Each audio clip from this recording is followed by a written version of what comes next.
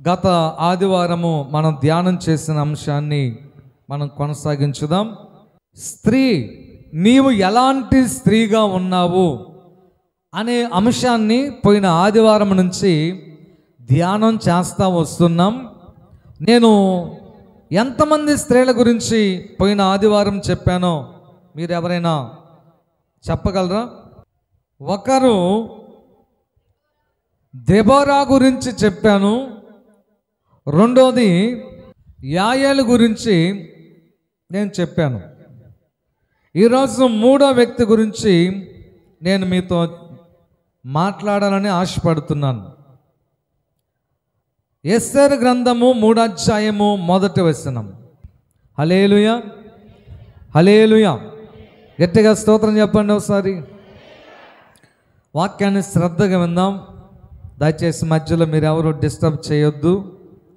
వాస్తవానికి ఎస్తేరు గ్రంథం అనేది చాలా చాలా చాలా నాటకీయ పరిణామంగా జరిగిన ఒక యథార్థ సంఘటన. వినటానికి, చదవడానికి, మన లైఫ్ని ఎక్స్పీరియన్స్గా తీసుకోవడానికి చాలా చాలా అద్భుతంగా ఉంటుంది ఎస్తేరు గ్రంథం. నేను ఇక్కడ సేవను తీసుకున్న నూతన దినాల్లో ఈ గ్రంథం అంతా కూడా నేను బోధించాను. ఒకసారి దేవుడు అనుమతిస్తే నేను వర్షపాఠంగా వస్తున్నాను కాబట్టి మరొక్కసారి మరలా బోధించడానికి ప్రయత్నం చేస్తాను. స్తోత్రం చెప్పండి ఒకసారి. హల్లెలూయా. ఇక్కడ నీవు ఎలాంటి స్త్రీగా ఉన్నావు అనే ఒక క్వశ్చన్ మార్కుతో మిమ్మలను అలాంటి స్త్రీలుగా తయారు చేయాలనే ఉద్దేశంతో దేవుడు మన ముందు ఈ మాటలో ఉంచుతున్నాడు. నాయకత్వంలో మీరు దెబోరాలాగా ఉండాలి అని, ధైర్యంలో మీరు యాయేలు వలె ఉండాలి అని దేవుడు గత వారం మనతో మాట్లాడారు. ఈరోజు పట్టుదలలో ఎస్తేరు వలె మీరు ఉండాలి అని దేవుడు మాట్లాడుతున్నాడు. బాగా గమనించండి. మనం విషయంలోకి రాకముందు కొంచెం మీకు అర్థమయ్యేటట్లుగా ఒక చిన్న కథలాగా ఒకటి చెప్పాలి. ఎస్తేరు చాలా చాలా పట్టుదల కలిగిన స్త్రీ. అసలు ఎస్తేరు గురించి మనం ధ్యానం చేస్తుంటే నిజంగా మన యొక్క రోమాలు నిక్కపొడుస్తాయి. అంత అద్భుతమైనటువంటి స్త్రీ ఎస్తేరు అనేటువంటి ఆవిడ. ఆమె జీవితంలో దేవుడు నడిపించిన విధానం అనేది చాలా చాలా అద్భుతంగా ఉంటుంది. మన ఎంట్రుకలు నిక్కపొడిచంత ఉజ్జీవంగా ఆ ఎస్తేరు గ్రంథం మన కోసం దేవుడు రాసి ఉంచాడు. హల్లెలూయా. ఇక్కడ ఎస్తేరు యొక్క పట్టుదలను మనం ధ్యానం చేసే ముందుగా ఎందుకు, ఏ విషయంలో ఆమె అంత పట్టుదల కలిగి ఉంది అనేది ఆలోచన చేయాలి. ఎందుకు ఆమె అంత పట్టుదల కలిగిన స్త్రీగా పేరు సంపాదించుకుందంటే తన ప్రజలను కాపాడుకొనుటలో ఆమెకున్న పట్టుదల చాలా చాలా గొప్పది. ఈ రోజున చాలా చాలామంది తన సొంత కుటుంబాన్ని, తన సొంత బంధువులను, తన సొంత వారి విషయంలో నిజంగానే ఫెయిల్ అయిపోతూ ఉన్నాం. వాళ్ళని రక్షించుకునే విషయం కానీ, వారి కోసం ప్రార్థన చేసే విషయం కానీ, వారిని ప్రభువు కోసం సంపాదించే విషయం కానీ మనం నిజంగానే నిర్లక్ష్యాన్ని వహిస్తున్నాం. హల్లెలూయా, హల్లెలూయా. అయితే ప్రియమైన దేవుని బిడ్డలారా, ఇక్కడ మొర్దెకై, హామాను, ఎస్తేర్ అనే 3 పాత్రల చుట్టే ఈ కథ అంతా నడుస్తూ ఉంటుంది. ఈ హామాను అనే వ్యక్తి అహష్వరోషు అనేటువంటి రాజుకి ప్రధానమంత్రి లాంటి వాడు. రాజు తర్వాత రాజు అంతటి వాడు. అయితే మొర్దెకై అనేటువంటి వ్యక్తి ఆ రాజగుమ్మములో అడుక్కునే స్థాయి కలిగినటువంటి ఒక వ్యక్తి. అడుక్కోలేదులే కానీ ఆ వచ్చేదారులు అక్కడ కూర్చొని, ఆ పీట మీద కూర్చొని అక్కడ విషయాలన్నీ గమనిస్తూ అక్కడ ఉండేవాడు అంతే. ఆయన ఏం గొప్ప వ్యక్తి అయితే ఏమి కాదు. సరే, ఇక ఎస్తేరు సంగతి అయితే మీ అందరికీ తెలుసు. అయితే ఒక రోజంట హామాను రాజు ఎదుట ఘనపరచబడి అనేకుల ఎదుట అంతకుముందున్న అధికారులందరికంటే కూడా హామాను అధికారం రాజు పెంచాడంట. పెంచినప్పుడు ఆ రాజ కుటుంబీకులలో ఆ రాజ దర్బారులో ఉన్న వాళ్ళందరూ లేచి హామానుకు నమస్కారం పెట్టారంట. హల్లెలూయా. సరే, సంతోషంగా వస్తున్నాడు ఇంటికి. ఇదిగో నా భార్యకి సంగతి చెప్పాలి, నాకు వచ్చిన ఘనత చెప్పాలి, రాజు దగ్గర నా స్థానం చెప్పాలి, నాకు వచ్చిన బహుమతులు చెప్పాలి అని చెప్పి ఆనందంగా గుర్రమెక్కి వస్తూ ఉంటే అందరూ లేచి నిలబడి నమస్కారం పెడుతుంటే మొర్దెకై అనే ఒక సామాన్యమైన వ్యక్తి లెక్క చేయకుండా అలాగే కూర్చున్నాడంట. అక్కడ రాయబడలేదు కానీ బహుశా అక్కడ తన యొక్క గుర్రాన్ని ఆపి ఉంటాడు. ఇంకా లేస్తాడో లేదో, గౌరవిస్తాడో లేదో అని గమనించడానికి అక్కడ కొద్దిసేపు ఆగి సకిలించుంటాడు. కానీ స్పందన లేదు. రౌద్రుడైపోయాడు, కోపంగా ఇంటికి వెళ్ళాడు. అందరూ నన్ను చూసి గౌరవిస్తూ ఉంటే ఆఫ్టర్ ఆల్ వీడు నన్ను చూసి లేవడా, నన్ను గౌరవించడా అని చెప్పి మనసులో బాగా ఈగో ఫీలింగ్ వచ్చేసింది. ఏమొచ్చింది చెప్పండి? Ego feeling. గమనించండి, నేను ప్రత్యేకంగా దాని గురించి చెప్పాలనుకోలేదు కానీ ఇప్పుడు మాత్రమే ఆ మాట నాకు అందింది. మీరు ఒక్కసారి బైబిల్ గ్రంథం అంతట్లో కానీ, మీ యొక్క బంధువులలో కానీ, లేదా మీకు తెలిసినటువంటి సమాచారం అంతట్లో కానీ జరిగిన నష్టాలు కానీ, ప్రాణహాని కానీ, హత్యలు కానీ, విడిపోటాలు కానీ, విరోధంగా మారటానికి కానీ కారణము ఈగో మాత్రమే. ఆలోచన చేసుకోండి, ఈగో మాత్రమే. మీరు అనుకోవచ్చు అది 3 అక్షరాలేనని. నిన్ను ముప్పేట ముంచేటువంటిది ఆ 3 అక్షరాలే. ఈగో కోసం భార్యను వదిలేస్తాం, ఈగో కోసం భర్తను వదిలేస్తాం, ఈగో కోసం పిల్లలకు దూరంగా ఉంటాం, ఈగో కోసం ఆత్మహత్య చేసుకుంటాం.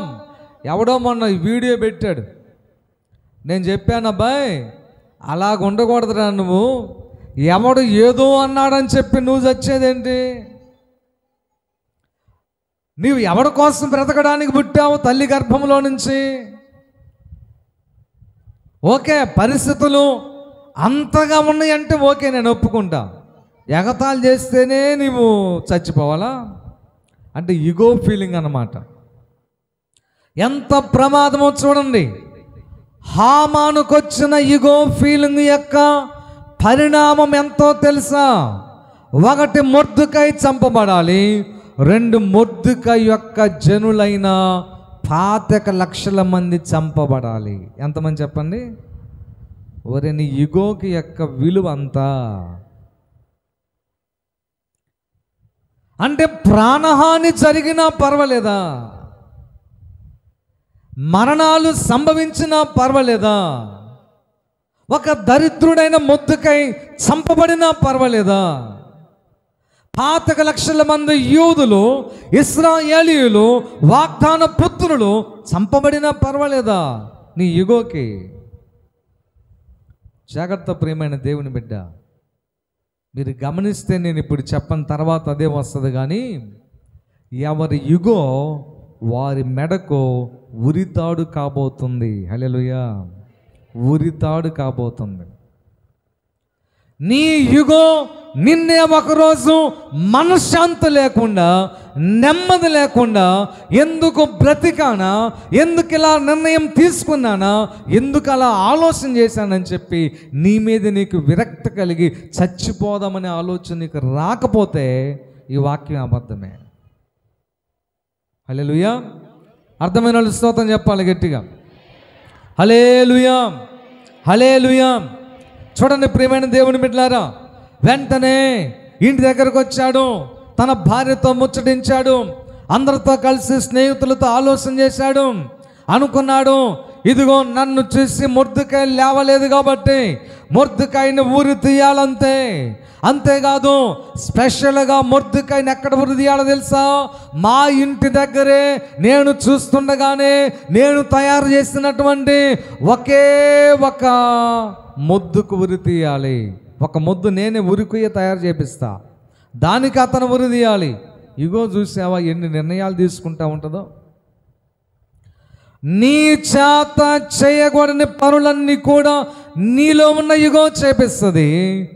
నీవు ఎన్నడూ కూడా చేయకూడదని అసహించుకున్న పనులు కూడా నీ చేత రుచిగా చేపించేటట్టు చేస్తుంది ఇగో. అంత ప్రమాదం అది. ఇప్పుడు అదే మొర్దెకై చేస్తున్నాడు. స్తోత్రం చెప్పని అర్థమవుతుంది వాళ్ళు. హల్లెలూయా, హల్లెలూయా, హల్లెలూయా. ఆ సమయంలో అన్నాడు, అందరిని చంపాలని చెప్పి ఆలోచన చేశాడు. తర్వాత రాజు దగ్గరకు వచ్చాడు. జాగ్రత్తగా వినాలి. ఎవరండి రాజు? అహష్వేరోషు అనే రాజు దగ్గరకు వచ్చాడు. వచ్చి నమస్కారం సార్ అన్నాడు.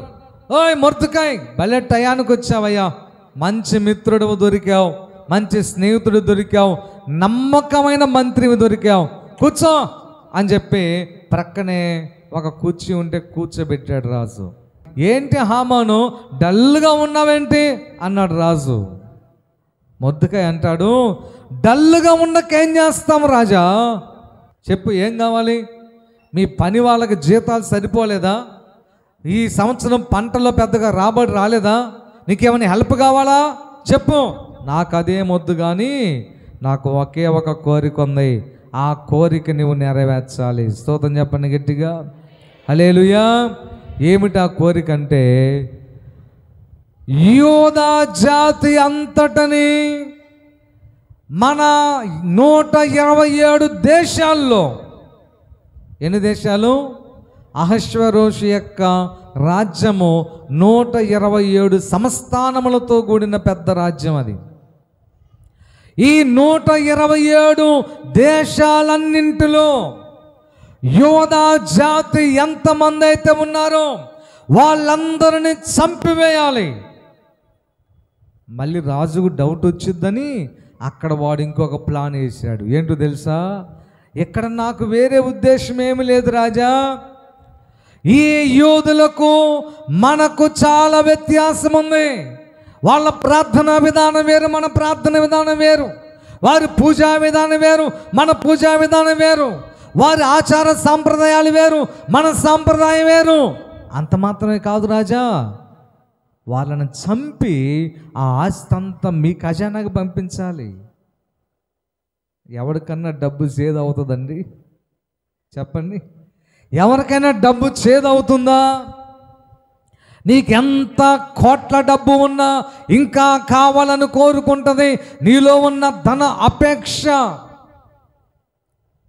ధన అపేక్షకు మరొక పేరే ధన పిశాసి అని కూడా చెప్పొచ్చు. దానికోసం ఏమైనా చేస్తావు నువ్వు. అందుకని రాజు అన్నాడు, వెరీ గుడ్ హామాను, వాళ్ళందరిని చంపేసి ఆ ఆస్తి అంతా తెచ్చి మన ఖజానాలు వేసాయి. ఎంత మంచి ఆలోచన నీకు ఎలా వచ్చిందయ్యా? వెరీ గుడ్ అన్నాడు. హల్లెలూయా, హల్లెలూయా, హల్లెలూయా. చూడండి ప్రియమైన దేవుని బిడ్డలారా, ఓకే, గ్రాంటెడ్. చంపేసి నీ కోరిక తీర్చుకొని ఆ డబ్బు అంతా తెచ్చి అక్కడే. ఇగో చాలా చాలా పిచ్చి పిచ్చి ఆలోచనలు, ప్రయత్నాలు చేసేటట్టుగా నేను చేస్తూ ఉంటుంది. హల్లెలూయా, హల్లెలూయా, హల్లెలూయా. వాడి ప్రయత్నాలు, వాడి విధానం ఎలా ఉందో చూడండి. ఇటు రాజుగారికి డబ్బు సమకూర్చినట్టే, అటు వాడి ఆశలు నెరవేర్చుకోవడం, వాడి ఈగో యొక్క ఆ ధర, ఆ కాస్ట్, ఆ పరిణామం, ఆ ప్రజలందరినీ చంపే అది కూడా నెరవేర్చుకోవడం. ఎంత డేంజరస్ మైండ్ సెట్ ఆలోచన చేయండి. అందుకే దేవుడు ఒక మాట అన్నాడు, మనిషిని యొక్క హృదయాలోచన లోతైన నీటి వంటిదంట. హల్లెలూయా, హల్లెలూయా, హల్లెలూయా. ఎవడు దాన్ని గమనించలేరు. నవ్వినంత మాత్రాన మంచివాడని కాదు, ఏడ్చినంత మాత్రాన మారిపోయారని కాదు. నా అసలు హృదయం అనేది అర్థం కాదు. యేసుప్రభు చెప్పాడు ఒక మాట, తన హృదయము మోసకరమైనది, దాన్ని గ్రహింపగలవాడెవడు. క్వశ్చన్ మార్క్ దేవుడు వేసాడంటే అయ్యా ఎవడు లేడని అర్థం.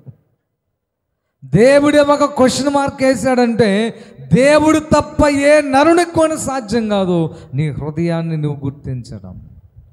స్తోత్రం చెప్పండి ఒకసారి. హల్లెలూయా, హల్లెలూయా. సరే, ఈ సమయంలో ఆ గ్రాంటెడ్ అయిపోయింది, కోరిక మొదలుపెట్టాడు, స్టార్ట్ చేశాడు. ఈ సంగతి ఎవరికి తెలిసిందంటే ఆ ద్వారములో కాచుకొని ఉండే మొర్దెకాయికి తెలిసింది. ఈ మొర్దెకాయి తన కుమార్తె అయిన రాణిగా ఉన్న ఎస్తేరు దగ్గరకు వచ్చాయి. అమ్మ, అర్జెంటుగా నీకు ఒక సంగతి చెప్పాలి. ఏంటో తెలుసా? ఇదిగో హామాను అనేటువంటి ఒక శత్రువు మనకున్నాడు. వాడు మన జాతి అంతటిని కూడా నాశనం చేయడానికి కుట్రబన్నాడు. రాజు దగ్గర అనుమతి తెచ్చుకున్నాడు, సీలేసి ముద్రేసి ఇచ్చాడు. కాబట్టి ఫలాని నెలలో ఫలానా తారీఖున మన 27 దేశాల్లో ఉన్న 127 దేశాల్లో ఉన్న యూదులందరినీ చంపొచ్చు అని చెప్పి ఆజ్ఞ తెచ్చుకున్నాడు. మనందరం చనిపోతాం. నీవు కూడా యూదురాలవే, కాబట్టి నీవు కూడా చంపబడతావు. ఆలోచన చెయ్యి. స్తోత్రం చెప్పండి గట్టిగా. హల్లెలూయా. ఆలోచన చేయమని ఎస్తేరుకి మొర్దెకాయి చెప్పాడు. చెప్పిన వెంటనే ఎస్తేరు ఆలోచన చేయటం మొదలుపెట్టింది. ఇక్కడ స్త్రీ యొక్క మంచి మంచి లక్షణాలు కనబడతాయి, చెడు లక్షణాలు కూడా కనబడతాయి. ఇక్కడ స్త్రీలు ఉన్నారు, పురుషులు ఉన్నారు. కాబట్టి పురుషులను స్త్రీల నుంచి అలర్ట్ చేయాల్సిన బాధ్యత దేవునికి ఉంది, వాక్యానికి ఉంది. అలాగే పురుషుని విషయంలో ఎలా జాగ్రత్త ఉండాలో, మీ యొక్క పట్టుదలను ఎలాగ ఏ విషయంలో ఉపయోగించాలో నేర్పించే ప్రయత్నం కూడా దేవునికి ఉంది. హల్లెలూయా. కాబట్టి పురుషులకు అవసరం వాక్యం, స్త్రీలకు అవసరం. ఎస్తేరులో 2 ఉన్నాయి. మంచి లక్షణాలు మాత్రమే ఉన్నాయి, కానీ వాటిల్లో చెడు కోణాన్ని కూడా మనం ఆలోచన చేయవచ్చు. ఏంటో తెలుసా? నేను నిన్న వాక్యాన్ని ధ్యానం చేస్తున్నాను. ఒక స్త్రీ ఒక వ్యక్తిని కాపాడాలి అనుకుంటే రాజుకు కూడా అర్థం కాకుండా కాపాడగలదని వాక్యంలో చూశాను నేను. ఒకరోజు నేను బోధిస్తా, అది ఇప్పుడొద్దు, టైం చాలదు. ఒక స్త్రీ ఒక వ్యక్తిని చంపాలంటే ఎలా ప్లాన్ చేస్తుందో కూడా చచ్చిపోయే వ్యక్తికి అర్థం కాకుండా చంపగలదు. దానికి ఉదాహరణ ఈరోజు మనం చెప్పే వాక్యమే. హామానుకు కూడా తెలియలా ఎస్తేరు అంత గొప్ప స్కెచ్ చేస్తుందని. ఒక రోజున ఎస్తేరు బాగా రెడీ అయిపోయి మంచి వస్త్రాలు ధరించుకొని రాజును దర్శించడానికి వచ్చింది. రాజుగారు రమ్మంటేనే రావాలి ఎస్తేరు. ఎందుకంటే రాజుగారికి చాలా చాలా పనులు ఉంటాయి, ఎన్నో మీటింగ్స్ ఉంటాయి, తీర్పులు ఉంటాయి, ఇతర చాలామంది భార్యలు కూడా ఉంటారు. కాబట్టి ఆయన అనుమతించినప్పుడే ఆ అనుమతించిన స్త్రీ దగ్గరికి రావాలి. కానీ ఎస్తేరు అనుమతి లేకుండానే, పర్మిషన్ లేకుండానే డైరెక్ట్గా రాజు దగ్గరికి వచ్చింది. రాజుగారికి కోపం రాలేదు, కానీ ఎందుకో ప్రేమ కలిగింది. స్తోత్రం చెప్పండి గట్టిగా. నీ సంకల్పము యథార్థత కలిగినదైతే, నీ నిర్ణయములో నిజాయితీ కనుకుంటే ఖచ్చితంగా దేవుని యొక్క సహాయము నీకు ఖచ్చితంగా ఉంటుంది. శత్రువులు నీకు మిత్రులుగా మారిపోతారు. దానికి ఉదాహరణ తన యొక్క భర్త అయిన రాజు. ఎందుకు ఈ మాట చెప్పాను నేను మీకు చెప్తాను. నేను రాజుగారి అనుమతి లేకుండా, అమ్మా వింటున్నారా? రాజుగారి అనుమతి లేకుండా భార్య రాజు దగ్గరికి వస్తే రాజుగారికి గనక కోపం రాకపోతే ఆమెతో మాట్లాడతాడు.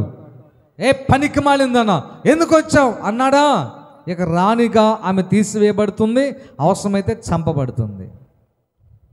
కానీ ఇక్కడ ఈ అహశ్వరోషు యొక్క నియమం ఏంటంటే, ఆయన దగ్గర ఒక దండం ఉంటుంది, ఒక కర్ర లాంటిది. ఆ కర్ర చూపిస్తాడంట. అలా చూపిస్తే అనుమతించినట్టే. ఇప్పుడు ఎస్తేరు రాగానే కోపగించుకోకుండా అనుగ్రహింపబడింది. కారణం ఏంటంటే తన ప్రజల కోసము ఆమె కాపాడటానికి ప్రయత్నం చేస్తుంది కాబట్టి. హల్లెలూయా, హల్లెలూయా, హల్లెలూయా. అందుకనే నీ సంకల్పములోనైనా నీ ప్రయత్నములోనైనా స్వార్థము లేకుండా ఉంటే, నిజాయితీగా అనుకుంటే, లేట్ అయినా సరే ఖచ్చితంగా దేవుని సహాయం నీకు అందుతుంది. అందులో స్వార్థం ఉందా, అవినీతి ఉందా, అబద్ధం ఉందా, నువ్వు ఎంత గట్టి పట్టుబట్టినా, ఎంత గట్టిగా ప్రయత్నం చేసినా, ప్రస్తుతానికి జరిగినట్టుగా నీకు అనిపించినా, సంతోషం నీకు కలిగినా, తొదక చాలా గొప్ప నష్టం నువ్వు అనుభవిస్తావు. అదంతే. ఎస్తేరుకి దేవుని అనుగ్రహం ఉంది కాబట్టి తన భర్తకు ఎస్తేరు మీద ప్రేమ కలిగింది. ఎస్తేరుని చూడగానే అన్నాడు, ఏమిటో తెలుసా, ఎస్తేరు ఏం కావాలి నీకు, ఈ టైంలో వచ్చావు, రాజ్యములో సగభాగం ఇస్తా, కావాలంటే కోరుకో. నేను గమనిస్తే మొత్తం 3 సార్లు అన్నాడు రాజుగారు, రాజ్యంలో సగం ఇస్తా నీకు, కావాలంటే కోరుకని. నిజంగా నీవు స్వార్థము కలిగిన వ్యక్తివైతే ప్రస్తుతం నీకు వచ్చే ఆదాయము, ప్రస్తుతం నీకు వచ్చే సంతోషం, ప్రస్తుతం నీకు వచ్చే లబ్ధినే చూస్తావు, కానీ నీ మీద ఉన్న భారము, దేవుని చిత్తం, దేవుని ఉద్దేశం చూడవు. నువ్వు చూడవు, పట్టించుకోవు దాన్ని. నీకు లాభం వస్తుంది చాలు. ఇప్పుడు ఎస్తేరుకు చాలా లాభం వస్తుంది, కానీ ఆ లాభం వైపు చూసామా, ఆమె కోటాను కోట్లు సంపాదించుకోగలదు, తనకి తన పిల్లలకు తరతరాలు తిన్నా తరగనంత సంపాదించుకోగలదు, కానీ తన ప్రజలందరూ చచ్చిపోతారు. 2 ఆప్షన్స్ ఉంటాయి ప్రతి ఒక్కరి లైఫ్లో. అర్థమవుతున్న వాళ్ళు స్తోత్రం చెప్పండి. హల్లెలూయా. ప్రతి ఒక్కరి జీవితంలో 2 ఆప్షన్స్ దేవుడు పెడతాడు. మంచిని ఉంచుతాడు, చెడుని ఉంచుతాడు. మంచి ప్రస్తుతానికి చేదుగా ఉంటుంది, శాశ్వతమైన ఆశీర్వాదాన్ని కలిగిస్తుంది. చెడు నీకు ప్రస్తుతానికి తీయగా ఉంటుంది, లైఫ్ లాంగ్ నువ్వు ఏడ్చేటట్టు చేస్తుంది. కాబట్టి నువ్వు ఏం కావాలో కోరుకోమని దేవుడు ఏ విషయంలోనైనా 2 ఆప్షన్స్ ఇస్తాడు. ఎస్తేరుకు 2 ఆప్షన్స్ ఉన్నాయి. ఒకటి, తన ప్రజలందరిని రక్షించుకోవడానికి ఆస్తిని కోల్పోవడం. రెండోది, ఆస్తిని సంపాదించుకోవడానికి తన ప్రజలు చచ్చిపోయినా ఒప్పుకోవడం. ఈ రెండిట్లో నీవైతే ఏం చేస్తావు? నిజంగా మీరు చేతులు ఎత్తొద్దు, కానీ మీ అంతరాత్మకు చెప్పుకోండి, నిజంగా మీరేం చేస్తారు? నేను చెప్తున్నాను చూడండి. ఏ వ్యక్తి అయితే వచ్చే ఆదాయము, లబ్ధి, మనీ ఇది మాత్రమే చూస్తారో ఆ వ్యక్తి ఎప్పటికైనా నీకు శత్రువు అవుతారు, ఎప్పటికైనా నీకు వెన్నుపోటు పొడుస్తారు, ఎప్పటికైనా నీకు తలనొప్పిగా మారుతారు. వారిని నమ్మొద్దు. ఏ వ్యక్తి అయితే నీకు డబ్బుతో రిలేషన్ లేకుండా, నీ ద్వారా వచ్చే ఆదాయముతో కానీ, నీ ద్వారా వచ్చే సంతోషంతో కానీ, నీ ద్వారా వచ్చే ఏ విధమైనటువంటి లబ్ధిని ఆశించకుండా నిస్వార్థంగా నీవే కావాలని చెప్పి నీ దగ్గరకు వస్తారో వాళ్ళు ఎవరైనా సరే వాళ్ళే నిజమైనటువంటి వాళ్ళు. ఎస్తేరు నిజమైనటువంటిది. హల్లెలూయా. యథార్థవంతురాలు, నిస్వార్థమైనటువంటి వ్యక్తి. 3 సార్లు రాజు అన్నాడు, అమ్మ ఎస్తేరు నీకేం కావాలో కోరుకో. ఏమండి, డబ్బు ఎందుకు కోరుకుంటుంది? తన పట్టుదల వేరుగా ఉంది. ఏంటి తన పట్టుదల చెప్పండి? తన ప్రజలను కాపాడుకోవాలి. తన ప్రజలను కాపాడుకోవాలంటే తన ప్రజలకు శత్రువైన హామానుని చంపాలి. ఇప్పుడు నేను ఇంకొక చిన్న మాటను మీకు చెప్తాను, ఆలోచన చేయండి. ఆమె రానే కదా, ఈయన రాజుగారు కదా, సొంత భార్య భర్తలు కదా, పెద్ద ప్లానింగ్ తంతాంగం చేసే బదులు డైరెక్ట్గా వచ్చి, మై డియర్ హస్బెండ్, నా భర్త, ఏమండి ఇతను మంచోడు కాదండి, పదవిలోంచి తీసేయండి, ఇతను చంపండి, తీసేయండి అంటే అయిపోయిందిగా.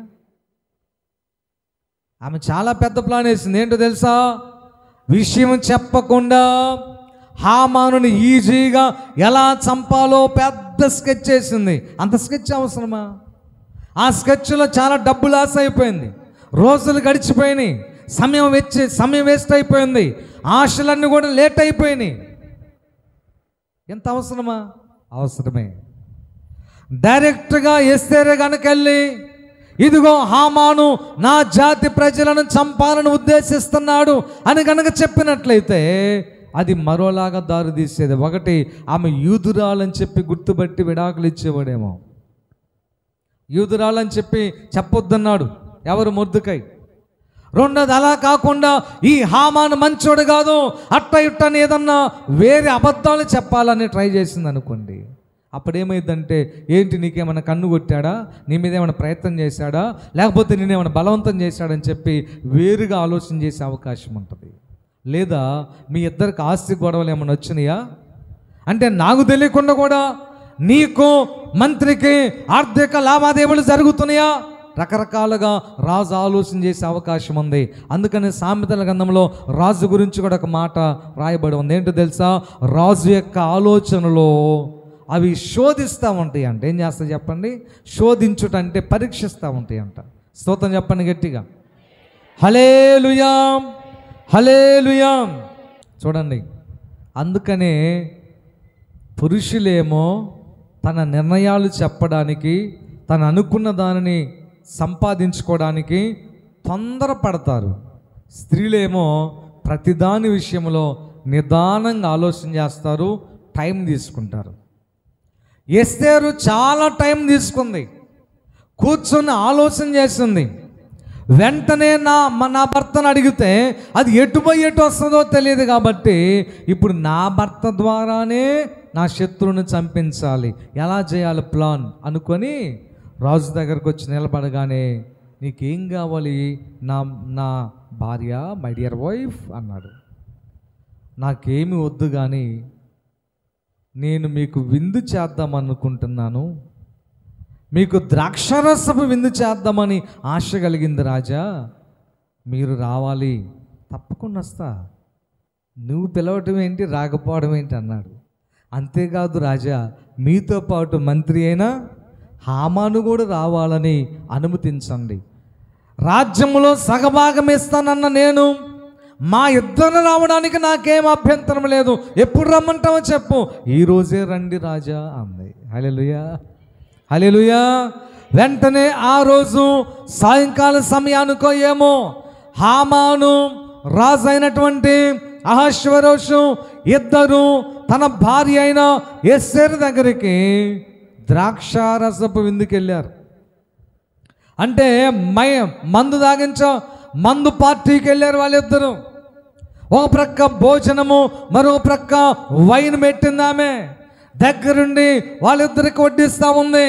అది తాగి బాగా ఎక్కిన తర్వాత రాజు మళ్ళీ అన్నాడు, ఏంటి ఎస్తేరు, ఏం కావాలని ఏర్పాటు చేశావు? రాజ్యములో సగమైన కోరుకో. రెండోసారి అన్నాడు. ఏం మాట్లాడాల, చెప్పలా, తొందరగా చెప్పరు. పెద్ద స్కెచ్ ఉన్నటువంటి వాళ్ళు మౌనంగా ఉంటారు, పెద్ద నిర్ణయాలు తీసుకునే వాళ్ళు మౌనంగా ఉంటారు, వాళ్ళ భవిష్యత్తుకి పెద్ద ప్రణాళిక వేసుకోవాలి అని అనుకున్న వాళ్ళు మౌనంగా ఉంటారు. ఏ వ్యక్తినైతే ఎలిమినేట్ చేయాలని చెప్పి ఆలోచన చేశారో అంత పెద్ద ప్రణాళిక కలిగిన ఎస్తేరు మౌనంగా ఉంది. రాజు అన్నాడు, ఏంటి మాట్లాడవు, చెప్పు, ఏం కావాలి? మీకు అనుమతి అయితే రేపు కూడా భోజనానికి వస్తారా?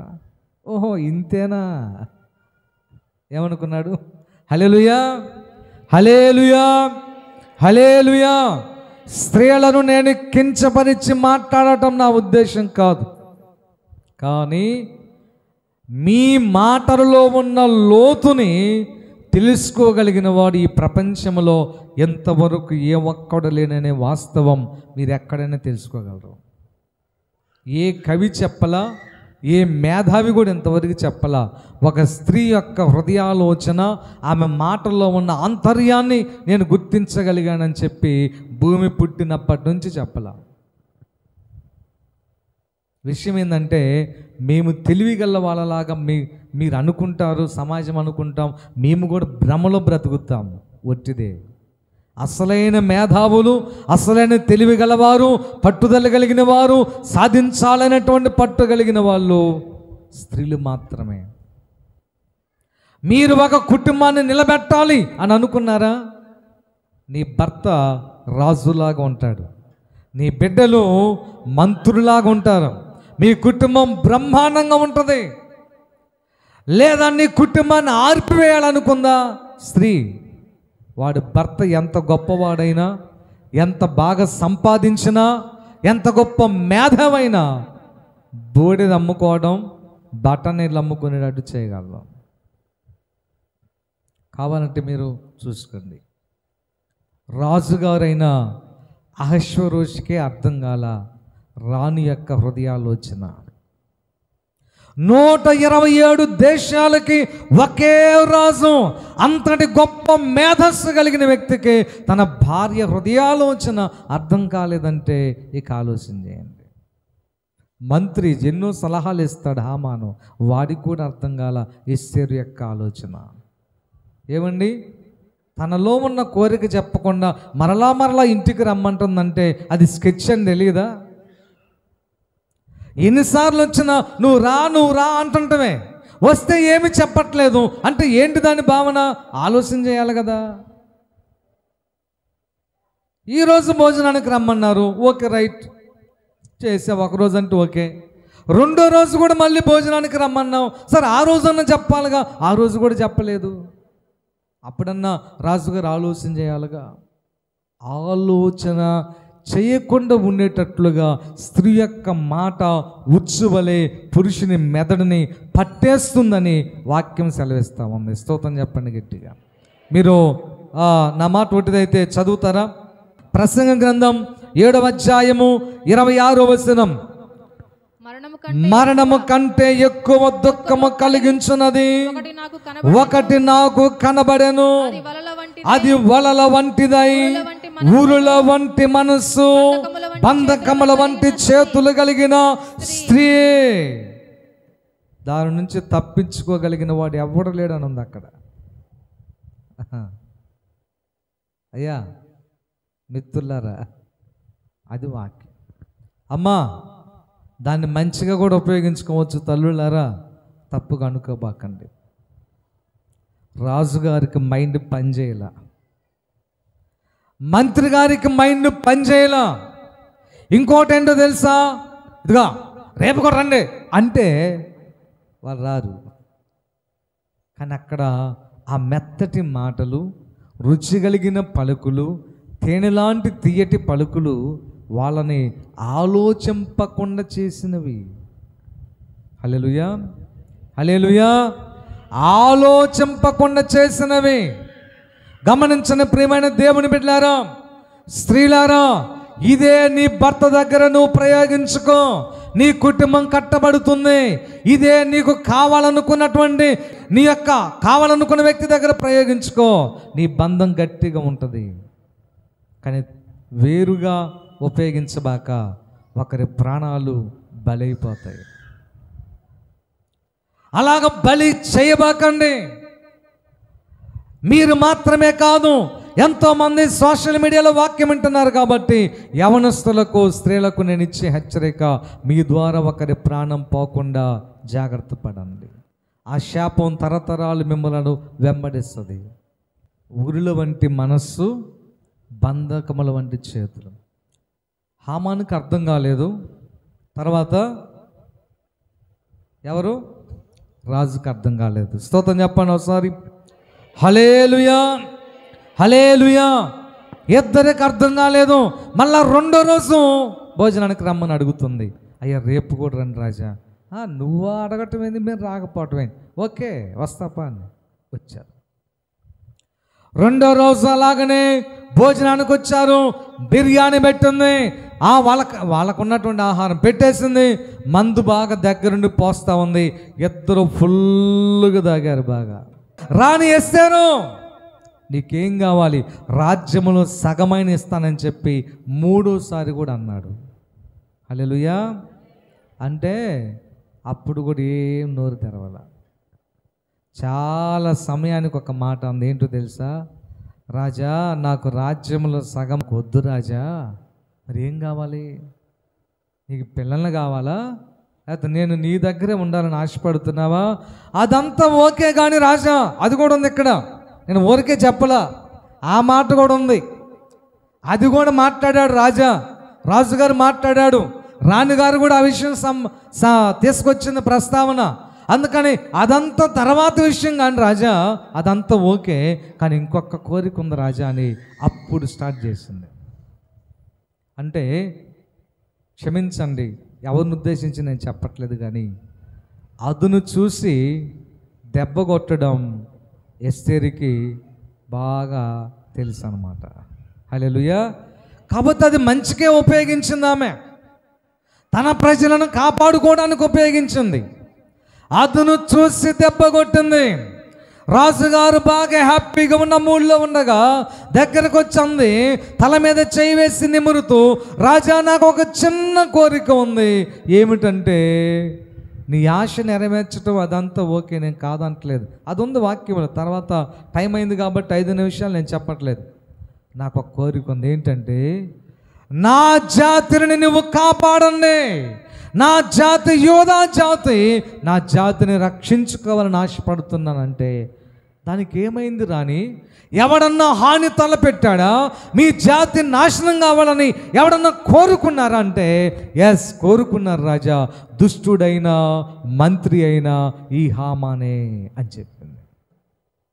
ఆ మాట వినేసరికి రాజుగారికి సగం మత్తు దిగింది. ఒరే బాబోయ్, ఈడు నాకెంతో మిత్రుడు అనుకున్నానే, ఈరోజు ఎందుకు ఇలాంటి ఆలోచన వచ్చింది?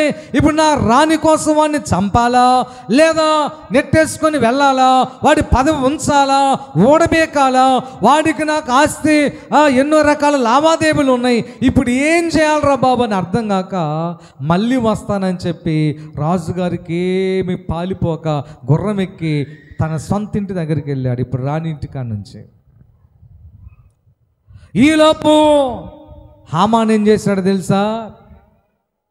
దడబుట్టింది. ఏం చెప్పింది? ఈ హామానే అని చెప్పిందిగా. ఖచ్చితంగా హామానికి అర్థమైపోయింది, రాణి మాట విని రాజుగారు నన్ను చంపేస్తాడని అర్థమైపోయి రాణిగారి దగ్గరికి వెళ్ళి బ్రతిమలాడటానికి వెళ్ళాడు. అమ్మా సహాయం చెయ్యమ్మా, అమ్మా నేను ఇంకా చేయలేమ్మా, నా ప్రాణం కాపాడమ్మని చెప్పి సహాయం చేయడానికి రాణిగారి దగ్గరికి వెళ్ళాడు. వెళ్ళగానే రాణిగారు ఉన్నటువంటి మంచం ఉందే, ఆ మంచం మీద ఆమె కూర్చొని ఉంటుంది. ఆ మంచం మీద నుంచి ఆమె లేచి అవతలకి వెళ్ళింది ఇతను మాట్లాడుతూ ఉంటే. ఆమెను బ్రతలాడుతూ అదే మంచం మీదకి ఇతను బోర్లగా పడ్డాడు, అంటే మొక్కినట్టుగా. చూడు నాటకం ఎలా క్రియేట్ చేసిందో. అదే సమయానికి తన భర్త వచ్చాడు, తన కంట్లో పడ్డాడు. దుర్మార్గుడైన ఈ హామాను నా భార్య యొక్క జాతిని చంపించడం మాత్రమే కాకుండా సాక్షాత్తు నేను చూస్తుండగానే నా భార్య మంచం మీద పడుకొని ఉంటాడు. ఈడు ఏమొచ్చింది తెలుసా వాడికి ఆలోచన? అలా క్రియేట్ చేసింది. హల్లెలూయా. డైరెక్ట్గా చంపరు, నువ్వే చచ్చిపోయేటట్టు చేస్తారు. వేరే వాళ్ళు నిన్ను చంపేలాగున సీక్రెట్గా నడిపించగలిగిన కెపాసిటీ కొంతమంది స్త్రీలకు ఉంటుంది. ఎస్తేరు ఎలాగ ప్లాన్ చేసిందో చూసారా? ప్రియమైనటువంటి దేవుని బిడ్డలారా గమనించండి, ఇదిగో నువ్వు మంచిగా ఉపయోగించగలిగితే మంచిదే. ఎస్తేరు మంచిగా ఉపయోగిస్తుంది తన నాలెడ్జ్, ఎందుకంటే తన ప్రజలను కాపాడుకోవడానికి తప్పదు, తన ప్రజలను కాపాడుకోవాలి. వెంటనే రాజుగారు అన్నాడు, ఈ దుష్టుడైన హామాను బ్రతకడానికి వెళ్ళలేదు, నేను చూస్తుండగానే వీడు నా భార్య యొక్క మంచం మీద పడుకొని ఉంటాడా? వాడేం బతినాటానికి పోయాడు, ఆమె ఏం తప్పించుకుని పోయింది. సమయానికి ఈడు వచ్చాడు, పడ్డట్టుగా మందులు తొందరగా లేస్తాడా? లేవడు. శయ్య అంటే మంచము, శయ్య మీద మంచం మీద. ప్రియమైన దేవుని బిడ్డ, ఆ మాట రాజుగారి నోట రాగానే ఏమైందో తెలుసా? అక్కడున్నటువంటి భటులు హామాను పట్టుకున్నారు, లాక్కుని వెళ్ళిపోయారు, మొక్కాన్ని ముసుకేశారు. మొర్దుకైకి ఉరి తీయించాలని చెప్పి తను స్పెషల్గా తయారు చేయించిన ఉరికయ్య తన ఇంటి ముందు నాటుంచాడు, బాతుంచాడు. అదే ఉరికొయ్య మీద, తను జయించిన ఉరికొయ్య మీదే ఏమైంది? తను అనుకున్న ఈగో తనకు ఉరి తెచ్చిందా లేదా? ఇతరులను చంపాలని చెప్పి చేసిన ప్రయత్నము తన ప్రాణం మీదకి వచ్చిందా రాలేదా? ఇతరులను ఎవరినో దూరం చేసి నువ్వు దగ్గర అవ్వాలని చెప్పి చేసే ప్రయత్నము నీకు వికటించి ఖచ్చితంగా వాళ్ళు దక్కరు, వీళ్ళు దక్కండి. వాడి ప్రాణం దక్కలేదు, ఆస్తి దక్కలేదు, స్నేహితులు దూరం అయిపోయారు. మీరు గమనిస్తే వాక్యంలో ఒక ఆశ్చర్యకరమైన మాట ఒకటి నేను చదివిస్తాను, మీరు గమనించండి. టైం కూడా అయిపోతుంది. ఎస్తేరు గ్రంథంలో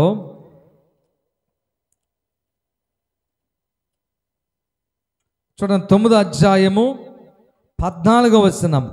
అలాగు చేయవచ్చునని రాజు సెలవీయగా షూషనులో ఆజ్ఞ ప్రకటింపబడెను. హామాను యొక్క 10 మంది కుమారులు ఊరి తీయబడిరి. హల్లెలూయా. ఏమయ్యారయ్యా?